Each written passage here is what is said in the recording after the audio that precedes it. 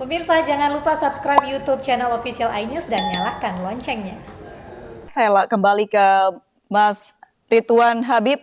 Mas Ridwan, seperti apa tanggapan Anda melihat barang bukti yang disampaikan dari Polda Metro Jaya? Ada istilah takjil dan juga modifikasi barang peledakkah menurut Anda, menurut pengamatan Anda? Ya, karakteristik bom pipa dengan bahan TATP itu karakteristik dari sel CAD ya. Jadi ini saya kira memang bagian dari rencana mereka sebelum bulan Ramadan. Karena memang dalam karakteristik mereka itu momentum bulan Ramadan bagi mereka itu spesial untuk melakukan amaliat-amaliat jihad ini. Tentu jihad dalam perspektif mereka ya, yang kemudian ditolak oleh mayoritas umat Islam Indonesia, NU dan Muhammadiyah sudah mengutuk keras semua tindakan terorisme dan mereka tidak bisa dianggap sebagai mewakili Islam. Ini adalah oknum-oknum yang salah memahami terminologi tentang jihad dan mereka ini saya kira sangat baik dari Densus 88 melakukan pencegahan. Karena kalau ini kelolosan ya kita akan menghadapi bom skala besar. Bayangkan 70 bom pipa, itu kalau meledak bahaya sekali. Baik. Kalau melihat pergerakan dari terduga teroris ini, Anda melihat ada strategi apa ke depannya? Mereka ini selalu berpindah tempat, yang mereka sebut dengan teknik flying safe house ya, maksimal 3 bulan berpindah lokasi supaya bisa meloloskan diri dari penjejakan intelijen. Jadi saya harus akui salut dan ucapkan selamat kepada tim dari Polda Metro Jaya dan Densus 88 Polda Metro Jaya. Karena kalau kemudian ini kelolosan, kita menghadapi serangan beruntun ya. Setelah Makassar, lalu kemudian wilayah Jabodetabek. Tentu ini tidak boleh kemudian membuat lengah, karena barangkali juga masih ada sisa-sisa jejaring mereka di kota-kota lain ataupun juga di wilayah-wilayah yang saat ini sedang dalam pengejaran. Baik, kalau misal melihat apa yang sudah terjadi di Makassar, Sulawesi Selatan, bisakah ini disebutkan bahwa BIN dan pihak kepolisian kecolongan begitu, Mas Ridwan? Terminologi kecolongan itu kalau tidak ada langkah apapun sebelumnya. Nah, sementara yang dilakukan ini kan, bayangkan 3 minggu sebelum serangan bom Makassar itu sudah 60 orang ditangkap oleh Densus 88. Berarti kan dari efek pencegahannya sudah dilakukan. Memang ada 1-2 yang kelolosan di Makassar itu yang kemudian melakukan serangan pada hari Minggu. Tetapi bahwa pencegahan saya kira harus objektif.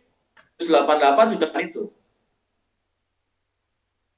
Baik, kita kembali ke Polda Metro Jaya untuk mendengarkan keterangan tambahan dari Polda Metro Jaya. Yang terpenting adalah bahwa upaya-upaya untuk melakukan teror, saya ulangi, upaya-upaya untuk melakukan teror dengan menggunakan bahan peledak atau bom di wilayah DKI Jakarta bisa kita monitor, bisa kita deteksi, bisa kita cegah. Sehingga Jakarta lebih khusus menjelang bulan suci Ramadan bisa tetap berada dalam situasi yang kondusif. Terima kasih. Assalamualaikum warahmatullahi wabarakatuh. Tadi ndak ikut ke TKP berarti. Ya udah kalau ndak ikut tanya sama yang ikut. Ya nanti akan dijelaskan oleh teman-teman dari Densus 88. Apakah kelompok Jakarta ini memiliki kaitan dengan... Baik, saya kembali ke Mas Ridwan. Mas Ridwan, ini banyak anggapan masyarakat atau bertanya-tanya, kenapa dalam waktu dekat ini kita akan masuk pada bulan suci Ramadan. Apakah ini ada kaitannya dengan aksi yang dilakukan oleh para terduga teroris? Oh iya, jelas. Karena bagi kelompok-kelompok teror ini, bulan Sya'ban dan bulan Ramadan ini adalah bulan istimewa untuk melakukan amaliat ya. Bahasa mereka namanya amaliat atau istihadiyah, serangan bom bunuh diri. Bagi mereka ini jauh lebih mulia melakukan serangan di bulan-bulan ini daripada bulan-bulan lainnya. Nah, pemahaman ini yang saya kira memang harus disembuhkan ya.